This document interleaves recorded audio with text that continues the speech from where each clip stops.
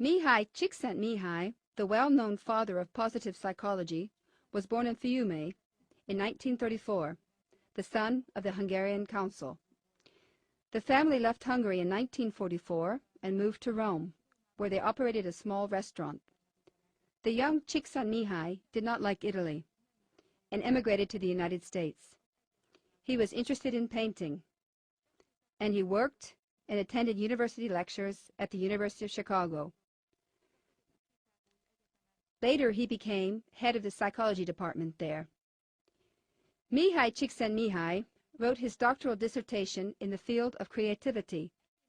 This led him to the understanding of the phenomenon of happiness, which he describes as flow experience, in one of his articles written in 1972.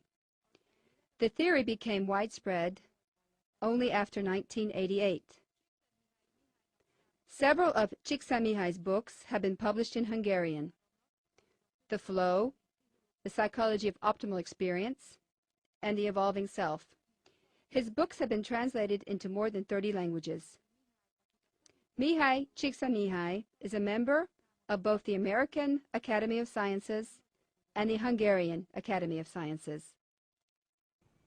Flow is a state of mind or an experience, a state of experience that we feel when we are totally involved in what we are doing.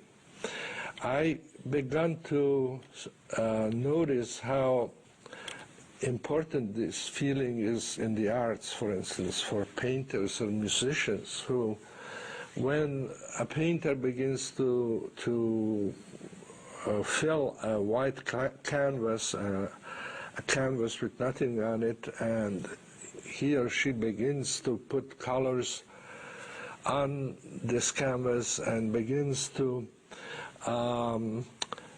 develop a shape, develop a painting that will be important to them and to the public.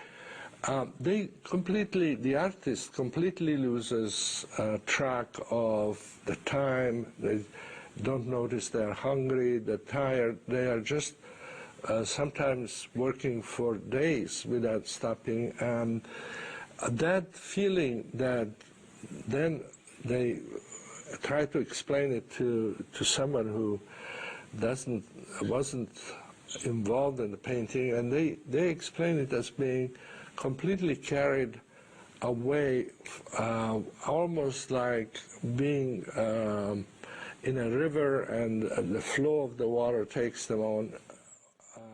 The state of mind has the same characteristics. Everybody describes it as being very focused, very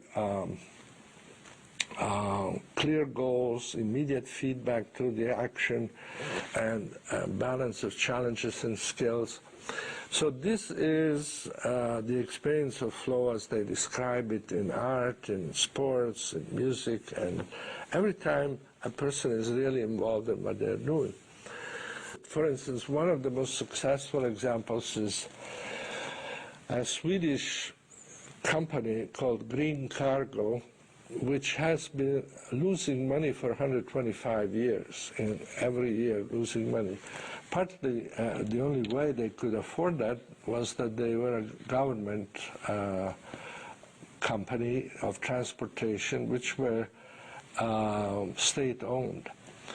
And then a person who learned about flow became the human resource manager for Green Cargo, and he started applying flow principles in that company. And it turned out that after 2 years, for the first time in 125 years, Green Cargo made a profit, and since then, apparently speaking, still profit. But that's not the only company. There are many. Microsoft is using it. There is a company here close to Los Angeles, Patagonia, which makes clothes for outdoors for sports people. And that's a very good example of a company that is able to introduce flow in the work.